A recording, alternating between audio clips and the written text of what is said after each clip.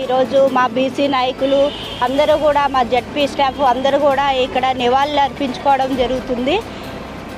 ఆవిడ విద్య కోసం ఎన్నో పోరాటాలు ఎన్నో అవమానాలు పడినా ఆ విద్యతోనే హక్కులు సాధించిన వ్యక్తి సావిత్రిబాయి పూలే గారు.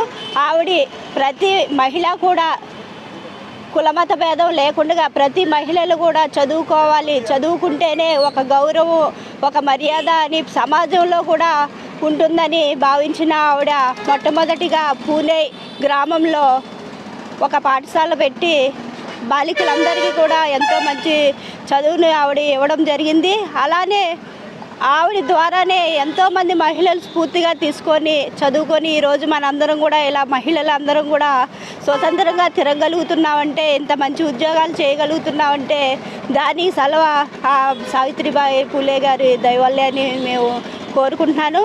అదే కాకుండా సార్ అన్నట్టు ఆవిడ జయంతి కానీ వర్ధంతికి కానీ మనం ఏమన్నా దండలు వేసి ఆవిడకి నివాళులు అర్పించడమే తప్పించి ఆవిడకి ప్రత్యేకమైన రోజు అంటూ ఏమీ మనం చేయట్లేదు. కాబట్టి ఆయన అన్నట్టు ఆవిడ జయంతి రోజు హాలిడే ఇవ్వడమా లేదంటే ఏమైనా ప్రత్యేక కార్యక్రమాలు కూడా చేపట్టడం మనం చేయాలని మీ అందరికీ కూడా కోరుకుంటూ, బీసీ నాయకులందరూ కూడా మన బీసీ హక్కులు ఎన్నున్నా కూడా మనం సాధించుకోవాలని కోరుకుంటూ మీ అందరికీ కూడా ధన్యవాదాలు తెలియజేసుకుంటున్నాను.